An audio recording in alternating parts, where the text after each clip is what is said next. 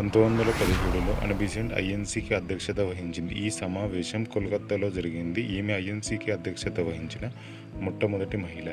1907 INC సమావేశంలో విభేదాల కారణంగా విడిపోయిన అతివాదులు, మితవాదులు 1916 సమావేశంలో అన్నా బెసెంట్ మరియు తిలక్ల కృషి వల్ల కలిశారు. అందువల్ల 1917లో ఐఎన్సీకి అధ్యక్షురాలుగా అన్నా బెసెంట్ను ఎన్నుకోవడానికి ఒక ముఖ్య కారణంగా చెప్పుకోవచ్చు.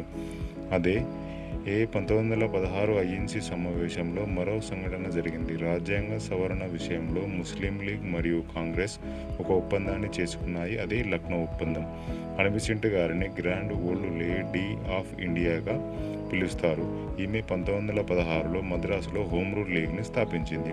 1925లో సరోజినీ నాయుడు ఐఎన్సీకి అధ్యక్షత వహించింది. ఈమె ఐఎన్సీకి అధ్యక్షత వహించిన రెండవ మహిళ మరియు మొదటి భారతీయ మహిళా అధ్యక్షురాలు. ఈమె 1925లో ఐఎన్సీకి అధ్యక్షత వహించింది. ఈ సమావేశం ప్రస్తుతం యూపీ రాష్ట్రంలోని కాన్పూర్లో జరిగింది.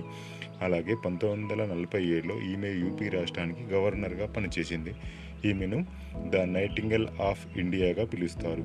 1933లో మూడవ మహిళ మరియు చివరి మహిళ నళిని సెన్గుప్తా ఐఎన్సీకి అధ్యక్షత వహించి ఈ సమావేశం కోల్కతాలో జరిగింది. మహిళలు అధ్యక్షత వహించిన 3 సమావేశాలలో 2 సమావేశాలు కోల్కతాలోనే జరిగాయి. ఈ 3 సమావేశాలలో కామన్ పాయింట్ 8. 1917 + 8 = 1925. 1925 + 8 = 1933. 8తో ఒక పాట కూడా ఉన్నది. రజనీకాంత్ భాషా మూవీలో